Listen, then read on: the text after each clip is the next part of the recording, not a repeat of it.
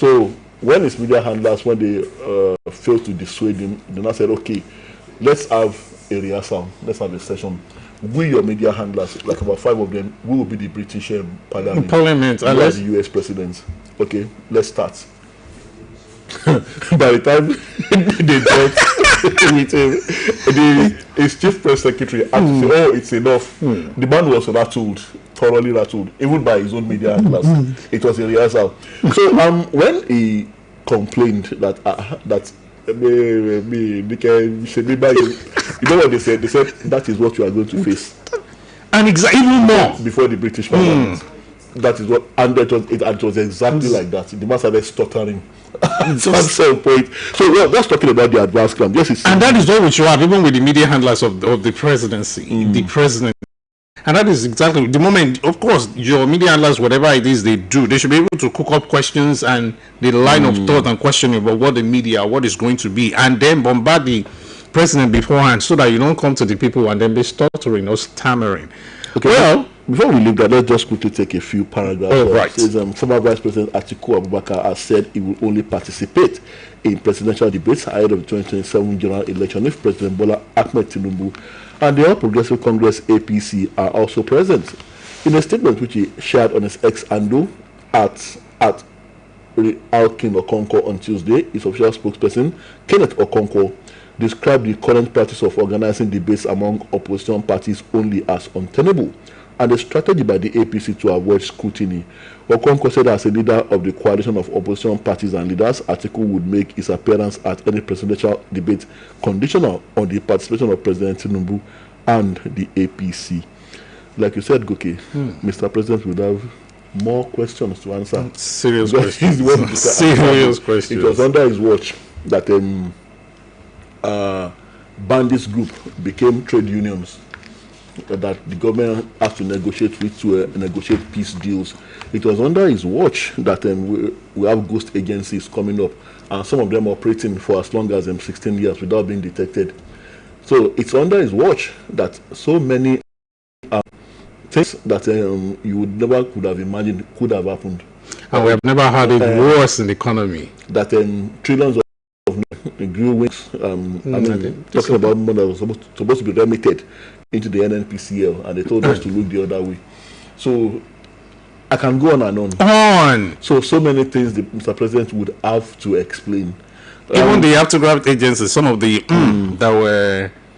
that were alleged, and at the same time they were hiding under the shadows of their godfathers. And believe me, these things are going to come up Seriously. at those debates. So maybe it will be wiser to avoid them altogether. It's going to be the in the eye of the storm, so it's better avoided. But this goes on and on. Niger State again, talking about insecurity. I wish a day would come that we would open the newspapers and we wouldn't have to read these sad stories. 43 feared killed, several abducted as terrorists. They seek to 5 Niger communities, 43 lives again. 43. And as usual, the reactions from the authorities, the usual reactions, the same old story. President Tinubu condemns killing, as usual. Mass abduction, others immediate rescue, says terror won't cow Nigeria, as usual. And I wonder how many more of these kind of statements is going to have to make again and again and again. And even the rhetorics of we commiserate with the people, and then all hands on deck. And if he considers this serious enough, he would go visit himself or commission the vice president to go visit him, and then maybe some relief items for them, some of the victims, and at the end of it all, we'll wait for the next incident to happen as usual. At least 43 people were reportedly killed in separate attacks on 5 neighboring communities in Borgu, local government area of Niger State, while several others were abducted by suspected terrorists operating in the area. The affected communities are Dekara, Sabongida, Makera, Gidanzana, and Masia Giada. The attacks, which reportedly began during Friday's congregational prayers, were said to have been carried out by suspected members of the Mahmuda and Nakunawa terrorist groups who allegedly stayed to mosque and abducted worshippers in large numbers.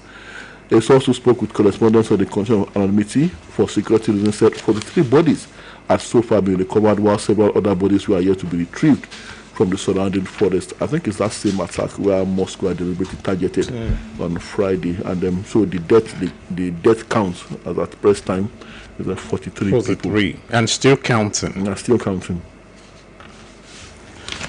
Well, as we always say, the last time, maybe on Monday, when I said fine, it is the responsibility of the government to actually protect the citizens, which, of course, one of the primary roles of governance. I don't want to even put it to government, but sometimes when the government fails to do this, we people should not fail in any way that we can to protect ourselves. And that takes the community leaders and religious leaders of such communities to gather together and see one way so that they can actually fortify themselves or get adequate authorities informed when we have this attack in the ocean. Because I think it is still go a long way to prevent such occurrences. We cannot leave security to government alone. Government that shows their ineptitude, they have shown that they will care more for politics than they do for us and human lives. The rhetorics of greeting, I call that mortuary stylistics. That is just what we have. We commiserate with the people. We make sure the Kineko are brought to book and justice done. We are tired of listening to this. It has become a cliche. It's commonplace to hear them say that new normal, new normal, on and on. That is just what we hear. And sometimes it takes a cast iron stomach to go through the dailies. And when we listen to these people on TV and radios and they submit this, I do ask myself, do you listen to yourself when you say this? Because I doubt if these politicians, sometimes before you say well, sometimes you reason, then when you say, consider the import of whatever it is you have said. I don't think they do it. Because if you keep saying the same thing over and over again, and we're not getting different results, I guess that is the definition of insanity. Actually, they credit us with very little intelligence. That is why they keep saying the same thing over and over again. That is why a minister would say that the forests are too thick. The forests where the bandits are hiding are too thick to be penetrated by bombs. And this is someone who has been in the military and telling us that the particular tree or a particular plant could be so thick, could be so formidable that bombs cannot penetrate. So they'll say things like that because they feel that even those that are educated among us cannot discern anything, cannot discern it when they spew these irritable things out of their mouths. So what you have said regarding the community also taking up the responsibility of securing themselves, well, that could work where the authorities themselves are not culpable. I'm not saying they are culpable, but then there is every reason to suspect that they could be. Even the military top brass, even the other security, the sister security agencies that are involved in this, we do hear stories, we do hear reports, and about how the security agencies deliberately try to stop these communities from defending themselves. A typical example, an attack takes place somewhere in Benue State, and repeated calls are made while the attack is on to the military, to the other security agencies, and no one responds. And when the attack is over and these people are trying to pick the pieces, count their losses, the army suddenly shows up, and you see some angry trying to get together and defend themselves, probably to make plans to ward off further attacks. And the soldiers swap on them, and they will say that, oh, they want to take the law into their hands. That's not the way it should be. Sometimes it is the victims themselves, like that reverend from Benjamin that always calls us on Friday. What he said is, I think it's actually true that because apart from him saying it, we've heard this kind of reports that the soldiers, when they are deployed to those areas, they become more of a nuisance because they do everything to prevent the youth from organizing themselves to defend their communities, not even for reprisal. They will tell them, okay, the one that happened in Kwara, a particular community in Kwara, sometime last year, they said the first things, they said before the attack actually happened, they said the first thing the DSS did when they got wind that an attack was going to happen and they were told, they said they came to the community and disarmed the local vigilantes and the hunters for reasons best known to them. So what you said can actually work if the authorities who are ready to cooperate with and if they are really sincere about protecting these communities. The big question again that I have not been able to find answers to is this bloodletting, if indeed it is being aided by some high-ups in the government, why? What are the reasons for this? Why are you shedding blood? Why are you staining your hands with innocent blood? I do not understand.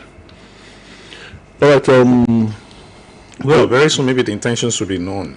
And if the reason for shedding the blood is to make sure that Nigeria is ungovernable for a particular tribe to rule or a particular government or a particular party, Then I guess when you dig a hole, it's just like what William Shakespeare said in his book that fair and foul, overthrow the fog and feed they here. We but teach bloody instructions, which after being taught, return to plague the inventor.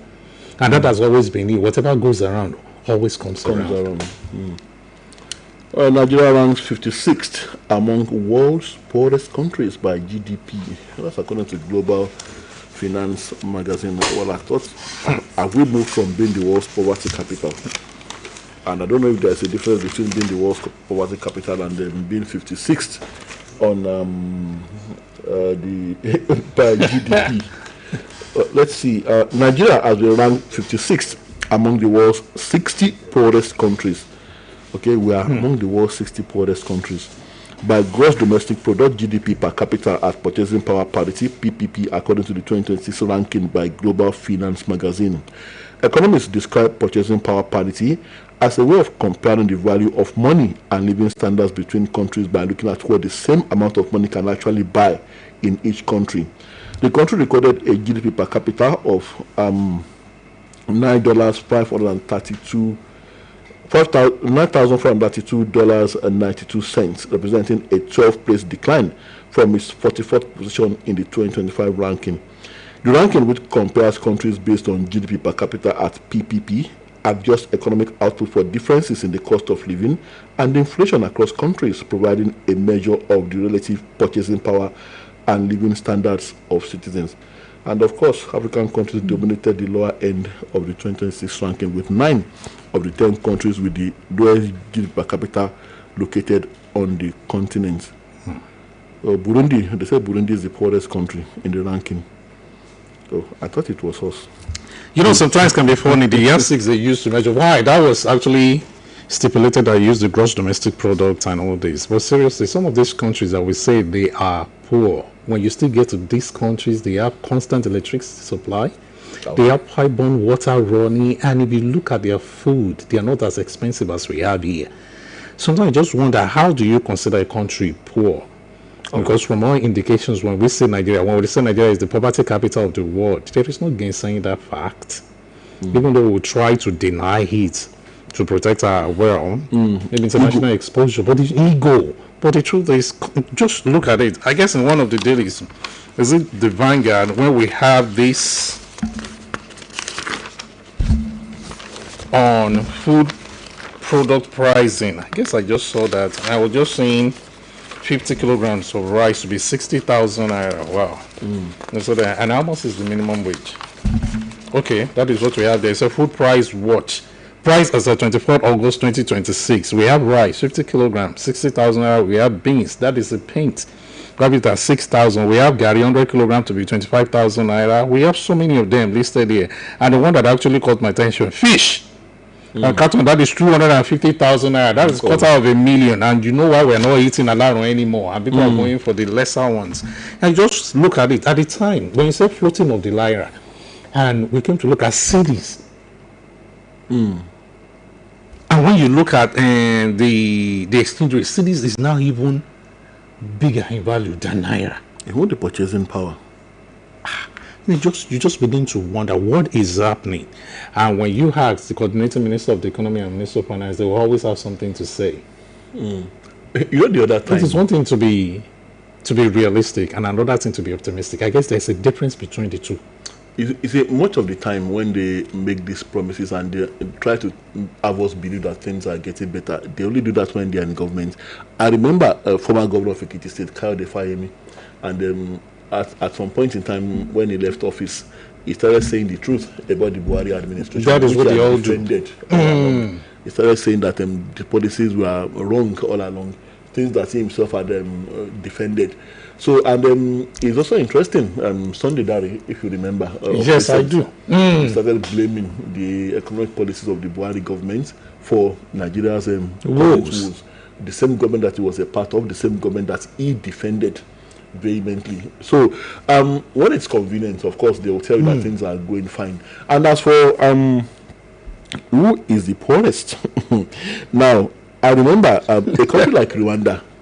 Now, they went through a protracted civil war, yes. a genocide.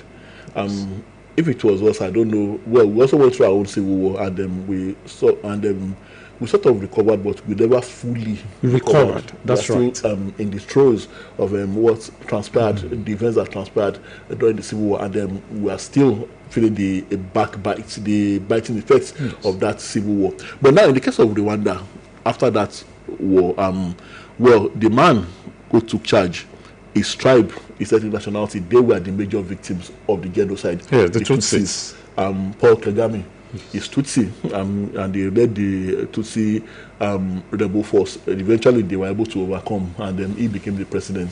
The Hutus were scared. They started living in droves, and they said, "No, I've not come to take revenge. I've come to build Rwanda," and they did just that. To the extent that in the UK, they have this policy now: if you are an illegal immigrant and you are caught, the country they will send you to is Rwanda, not Nigeria. Why? They will tell the immigrants that much of what you are looking for in our country is in Rwanda, Can an you African imagine country. that? They have that policy now. So they will send you, when they deport you, they will deport you to Rwanda. That you can find what you are looking for in the UK, you can find it in Rwanda. That is the kind of confidence they have in that country. In that country. Some people are saying that the man has stayed too long, that he's becoming a sit-tight ruler. By all means, if his people still want him and they're still doing fine, let him be a sit-tight ruler. When are they going to find another like him? This is Africa. That's a point. When that are they is going to right. find another Kigami? Well, So they said, oh, it's a candle and they should light other candles. Well, I don't know how he's going to do that, because the antecedents are there. Like I said, this is Africa. it is. Any country that has a Kigame as president, they should hold on to that Kigame for as long As they can. as long as they can. Exactly. Well, we're not trying to project the fact that one president should be a lifetime president, but the truth is, if he's doing well and it's better for the country, it's better we let him. Well, like I said, this is Africa. Just like you said. Let him be there for life. So that we don't have another Mobutu Sese Seko. We used to have those tyrants, we call them despots, and they hold sway, and nothing was done about it until they die. And so if you have someone who is still with this torch of humanity and who is working to better the country, He is human. the Lord, we should just give them the chance to make it right. And you know what is so funny? Even when we're watching football matches, do you know some of them, they've gone ahead for sponsorship. They will visit Rwanda. And you see that even on all these cable networks, because they're so proud of their country. And even some of us Nigerians do visit that country vacationing. And when we have a lot of vacation spots in this country that are not visited, what is wrong with us? Because of course, insecurity still. Of course, they've been taken over by bandits. Exactly. So exactly. Also, I brought up all this so that to buttress your points that those countries that they say are poorer than Nigeria, when you get there, They still do you feel more comfortable. Comfortable. You feel safer. safer, But in and the country, cost of living is not as expensive as we have here. It's just like somebody was saying, okay, let me just use the word lamenting. That, okay, how many Nigerians are able to save anymore after getting paid? The only thing we do with our money is just eat and pay bills. And when that is done, you look to the next pay. And that is not the way to live. And sometimes I ask myself again, talking about the matter of insecurity, why is our country currently the most favored destination? It appears to be on the African continent for terrorists coming from different parts of the world. Of late, we have had an influx of even a swap, and that has drawn the interest of the Americans. That's why they've been more interested in the security situation in Nigeria. If it had been about Boko Haram, well, Boko Haram is not really a threat to them, but ISWAP and other international security terrorist organizations, They now all control coming to themselves. Nigeria. Yes, in Nigeria, and that is because they believe Nigerians, they have sympathy for them. Well, I don't want to demonize a particular tribe or religion, but it's obvious what is happening. It's even beyond them. That particular ethnic nationality that you are talking about are also becoming victims of those that are coming from outside. So, You know, when it started, there was this religious coloration to it. Let's start with the Boko Haram. At first, they felt they were doing them good. And don't forget, they started with the churches and then the schools. And eventually, when they graduated, they started attacking even more Muslims than Christians. And at that time, they all cried out. Just like that instance when it happened in Germany, when that Martin Niemöller said it. When at first they came for the Protestant, I did not speak out because I was not they came for the Unionist, I did not speak out because I was not and when at last they came for me, and there was no one left to speak out. May that not happen in a case in this country. Amen. Because at the point in Nigeria, insecurity, banditry, terrorism used to be a thing of the north. Now we have it in the southwest. Kwara State got it, and we had our own bite of it. It was our own taste here in Oyo State. And now, thank God we have warded that off, but we should not stay with both eyes closed. That could be like a test. And then we should just, all hands should be on deck. And thank God the proactive measures by the governor of the state, particularly the procuring of that surveillance jet, I call it helicopters, which is still good. Have they been put into place? Have they been put into effect? Have they been active? Do we have this perimeter thing that they all talk about? What about the schools now? The perimeter fencing, the security, so that now that is gone, we don't say, okay, it is gone, so that we are not caught in our ways again by another sudden, or what I call surprise attack.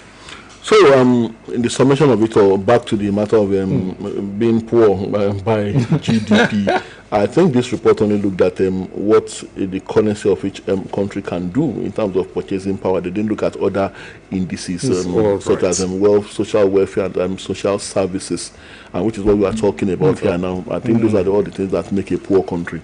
So, everything was sad to say. Everything bad seems to be domiciled there. Yeah. And people like to criticize this woman, a Nigerian, with Nigerian British citizen, with Kemi Badenoch. People like to come down hard on her, but then sad. I used to ask my friends that very sadly that what has she said about us that is not true? That's a big question. But then what my friends will say is that, oh, she's Nigerian, that Yokimba, Arale, Jedita, and all that, emotional stuff. But then the fact remains that she's saying it as it is.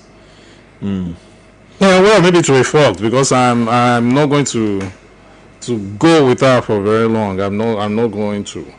And the reason is also simple. Sometimes it just made up this so bad light, and there are things, Nigerians, when it comes to this education thing that we all do, studying abroad, and they ask you to go with a relative or someone, a dependent relative.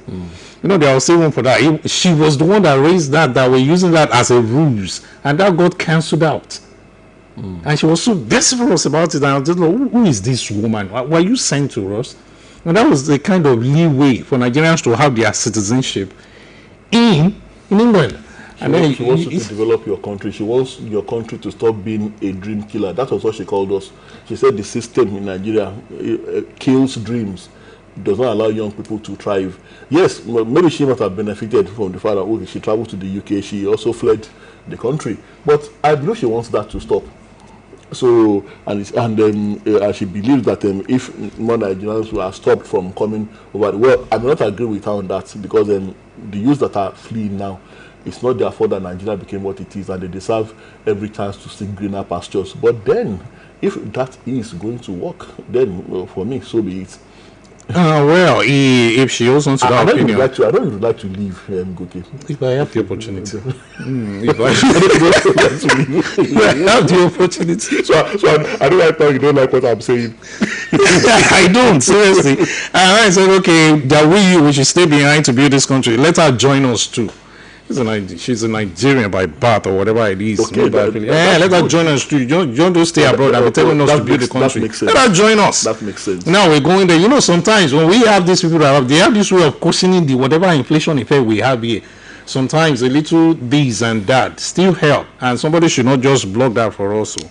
I guess this should also catch the attention of what the governors, what they have spent over time, and that is one page of the Punch newspaper. Governors spend 512 billion naira on travels offices. And how true is that?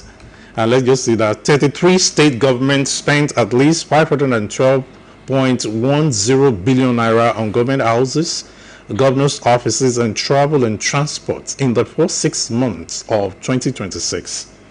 An amount about 4,703 times higher than the combined 6-month salary of Nigeria's 36 governors.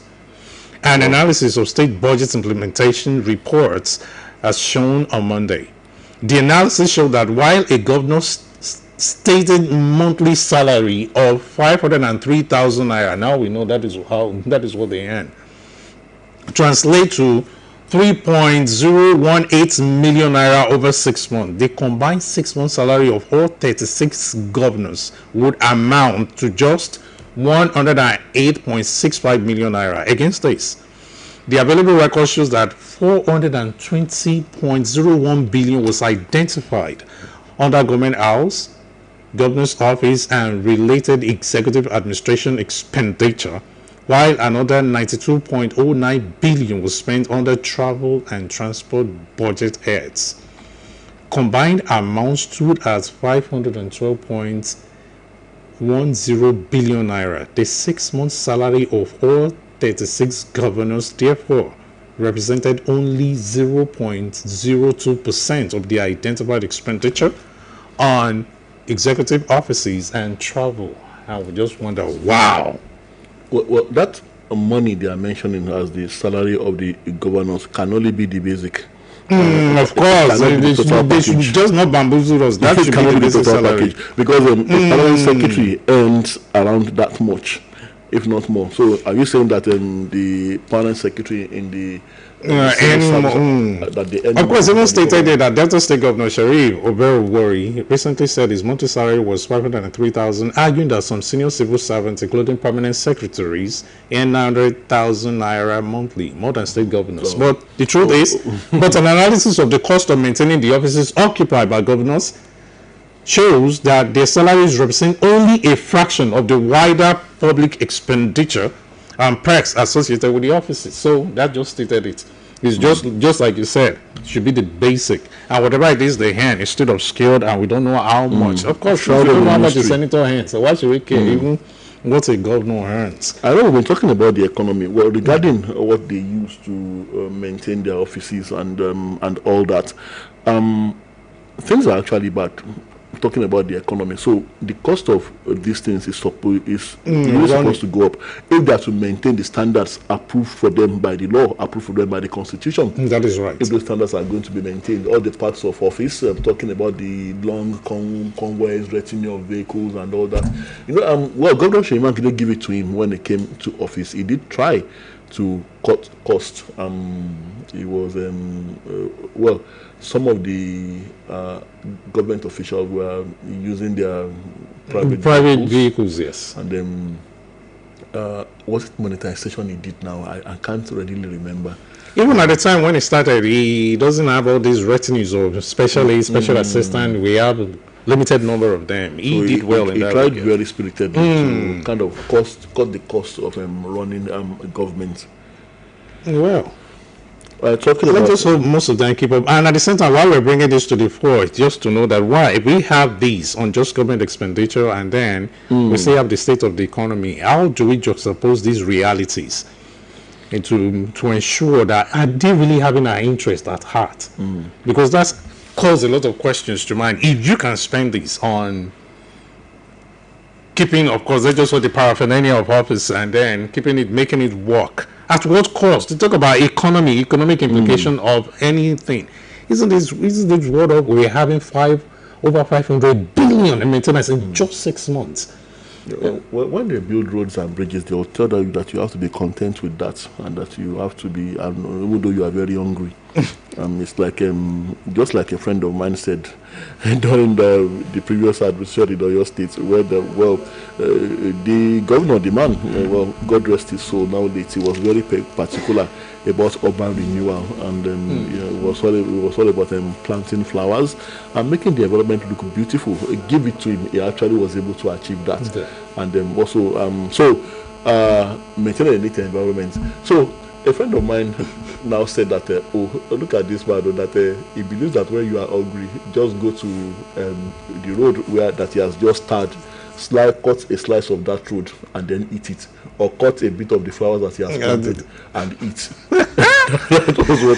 Maybe the serenity will appeal our stomach, but that is just not it. The truth is, maybe at this time, stomach infrastructure should be considered too. The people need to eat, and sometimes government should have a heart. It is government for the people and not people for the government. And I don't know if you have seen these highways of horror. Motorists will spend 4 days on Benin Asaba Road. Recounts ordeal, urges to review concessioned roads. Apologizes to Nigerians. Well, I guess they came to your state to commission. That was not commissioning. That was just to flag up. And at what time? That is just serious politicking. And of course, the state government was not happy with him for not inviting the governor or representatives of the state government. Well, the Olubadan was there, and I guess other ballets and traditional. And even the governor of Ogun State was there, and that was a slight. Of course, the governor has a legitimate reason, of course, to be indignant and feel and to be offended at what happened.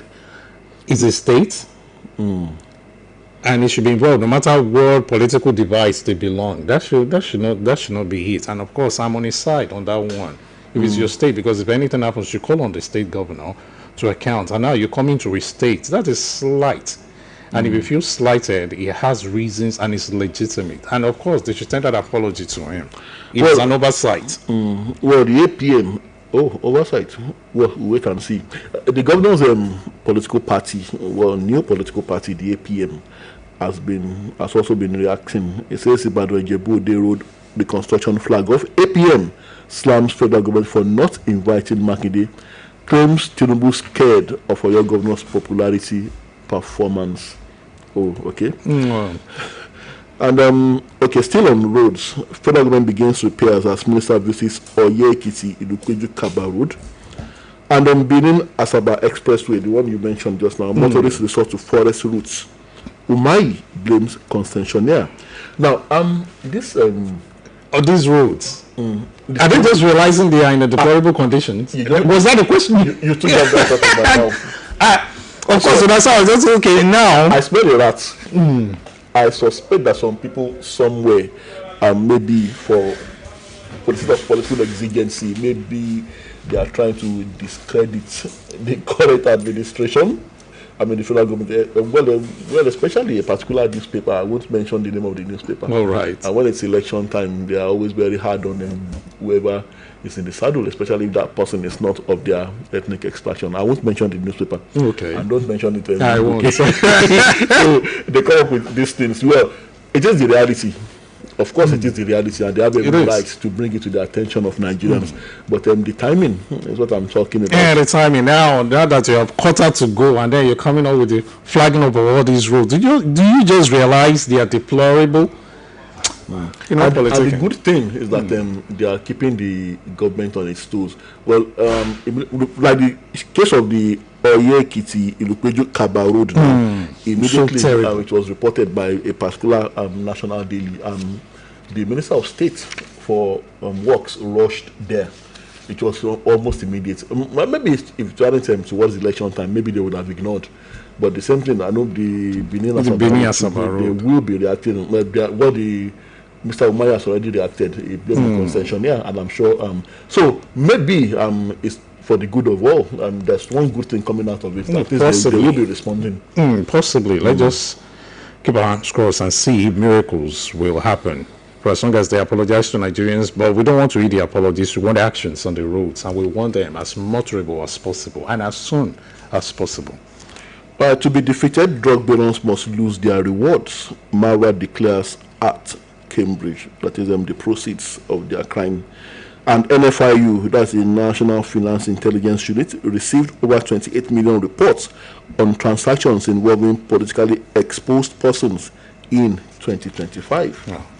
And that's as Nigeria's petrol consumption declined by 25% to 35.7 million per day in July 2026. That's coming from the NMDPRA. And Dangote raises petrol to 1,200 despite crude price decline. And the Americans are happy with him, Goke. They're happy with Dangote. It says here, U.S. sales Dangote refinery as Nigeria's petroleum exports surge 7 times. So the exporting is to their own benefit. So Dangote Petroleum Refinery has been identified as the key driver behind a 7-fold increase in Nigeria's seaborne petroleum product exports since 2023.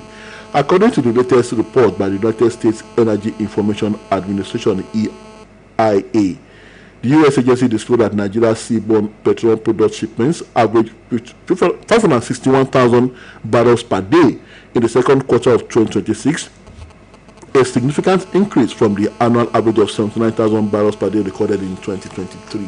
Well, it's a good one, but at whose interest? When you see American championing a cause, we need to be very careful and suspicious. Do they really have an interest at heart?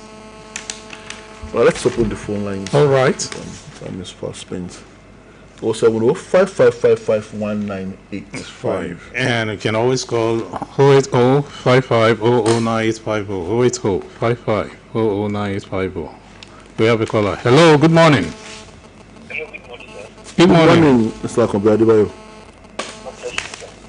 Honestly, I like this gentleman as journalists. You watch your thoughts. God will continue to bless. Amen. Of course, if you are confident of what you want to offer for sale, you won't be start off advertising your way. Kilo Bewa Shegalawi, Oluyole Kagbo. Joe Biden and Donald Trump had series of debates before the general election. In fact, it was in those debates that the winner was done. The same scenario of Sofa Abiola that Mr. Gokemosu just mentioned. If there is no problem that we don't know, President Bola Tinubu to be able to come out to defend the policies of his administration if he believes they are popular and benefiting to the masses. Is President not focal enough? Let him come out now. It was recently Abacha during his regime that he did not allow any follow-up questions during the press conference because of his tyranny. Our forefathers say, October Dani will be possible. To me, such a debate, Christians are now the opportunity to spoke policies of the president and this present administration that has made the poor poorer, and to justify the removal of petrol subsidy that has improvised more common man on the street. Have a wonderful day. Thank you, sir. Thank you, Mr. Akombi Adebayo. I will stop petrol subsidy to cut cost, says Atiku Abubakar. And he says he's going to restore it not to benefit a few Nigerians, but all. Hello. Good morning, sir. Good morning. Good morning, Mr. Adebayo. Good to have you, sir. Yes, sir. Let me pick it up from where Mr. Bimba we stopped yesterday about Ogumosho, or your Ogumosho Ilorin Road. All right. Yes, that has still yet to be completed up to this present moment. That is right. So this is what I want to say about this flag off for Ijebu Ibadan Road. The Minister of Works said that they will not complete this project now. It will be 2030 or something like that. So why now they are flagging? Why is it now that they are flagging up the project? What can they do that since 3 years or 4 years ago when they are so power? So they should not allow us to be thinking that everything is politics in Nigeria. What they want us to be thinking now? It is politics. Now election is half much away. They are now flagging up the road, at which they know that they will not complete. So I don't know what is going on in this country. Even with the oil alone, we can be the richest country in the world. So look at it now. Somebody remove fuel subsidy. Nigeria is becoming poorer, and somebody is saying that he will restore it. To me, I agree, or I support the restoration of fuel subsidy. God bless you, my brothers. I think that's work. Thank you, sir. Thank you. 070-5555-1985. Hello, good morning. Good morning. Good morning, Dr. Ayelabugu. This is Dr. Ayelabugu calling from Lanlate. Good morning, sir. I stand to be corrected. What do they mean by subsidy? Now, when the refining is not working, when they are not working, the boats are accorded to another country, whereby they refine it there, and they bring you back. The cost of transportation, that is why it is so high. The government said they will do subsidy, so that people will not be buying it at higher rate. that we are producing locally, we then go to where is the subsidy? What do they subsidize? Then another area is that when there's this subsidy, the price of petrol is not up to this. Even with the subsidy removed, it's around 500. Now it's in a just up to 1,300 and we say we remove subsidy. Then we now believe to know that in Yoruba, we say one for Talika, one to say Talika. Now, I used to say we have scale of influence. Where people are saying that there's no food, there's abject poverty, you better settle down to a point. Settle that to a point. Instead of building roads, I don't say that project is not good, but notwithstanding, Coastal Road and many other roads that got billions of naira that will alleviate the suffering of the masses. I think something considerable has to be done on that. When people are crying, they are saying that there's no food, the economy is so high. Why can't we at least pull down the price of petrol so that things will continue to move? But I believe those who are saying they should not remove this subsidy, they are also paying to their toe. I believe government should do something considerable. Thank you, Dr. Ilabogu from Anlata. Thank you, sir. Thank you, Dr. Ilabogu. And that was an interesting perspective. Why should we have it as higher prices now that we no longer bring it up? Good morning. Mr. Goke, Mr. Tola. Good morning. Good morning, sir. Mr. Bayomi Fabumi. Yes, sir. Now, okay, I've carefully listened to your analysis of the state of our economy, which is so bad. But ironically, Mr. Goke said last time around that what Atiku said will take us back. I disagree vehemently. Okay. Now, look at the basic things that Nigerians need. Rice, bread, cement, petrol. Compare what we are having, the way people are purchasing those things now with what we are had in the past, where we did not have this so-called removal of peak petroleum subsidy. That's it. Look at the economic indices like inflation, employment, foreign exchange, standard of living. Nothing to write home about as we have it now. So if you remove the petroleum subsidy, they know this one the odd thieves. They know the people that are making money with this so-called removal of subsidy. So what is the big deal now asking for the head of Atiku? Thank you very much. Have a nice day. Thank you. Thank you, Mr. Bayomi Fabumi. Well, for the fact that Atiku said something else before and they saying another thing now, well, is it that he didn't know what he was saying before? Good morning, Sound Minds in the studio. Good morning. This is Femi Andrew calling from Iwo. Good to have you, sir. Yeah, what I can just say is that our people, they are Nigerians and they are in government. They are not foreigners. They are playing on our intelligence. And they are playing game with all this flagging off of roads. For now, Osogbo to Iwo to Ibadan has been flagged off. But there is a road from Gbangan that's supposed to go past Iwo to Oyo. It was started 10 years ago. And it has been abandoned before you get to Oluyole. That road has been abandoned. Nothing is done about it. And yet you are flagging off roads everywhere. So all this road flagging off thing is just a game because election is coming and they are using it as a campaign strategy so that you can say, vote them in so that they can do the roads that they are flagging off. Nigerians will wake up from all these things. We have been in slumber for too long. God help us. Thank you. Thank you, sir. Oh, talk about trust deficits between the leadership and the led. And of course, the timing of the project. Good morning. Oh, we lost that. Okay, we can just squeeze in one more. Just see. Hello, good morning. Hello, good morning. Mr. Anwelem. I'm Oluyole. Good to have Good you, morning, sir. sir. Now I come to the Nigerian property in the Nigerian banking 6 out of 50. It's not the Santana, as you said. Because here at the Republic here, somebody exchanged 5,000 to the Republic by 2,000 naira. I said, what?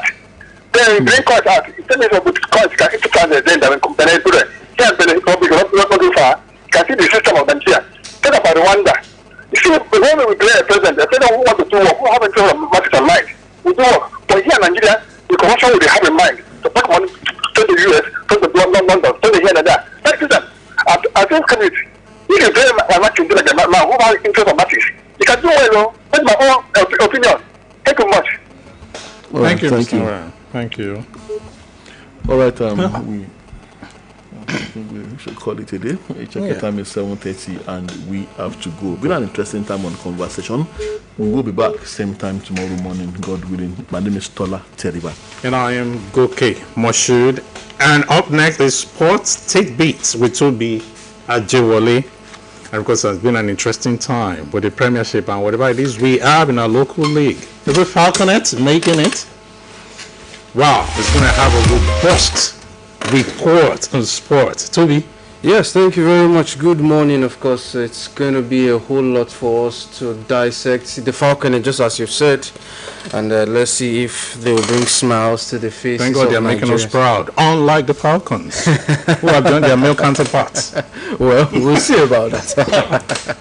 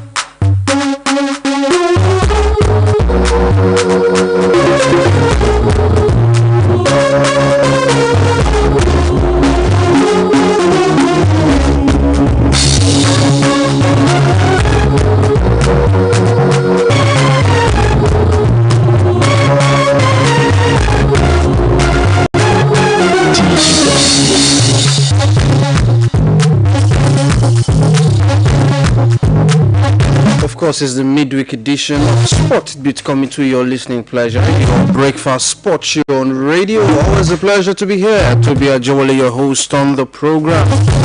And of course, we will be dissecting just as the gauntlet has been laid by the Conversations crew from the national team scene. Football stories we'll be discussing the build-up to the Nigeria Premier Football League. Friday, March Day 1 kicks off right here in the city of Ibadan. The star marker, our Southwest derby between the Oluyole Warriors and the side from Lagos State.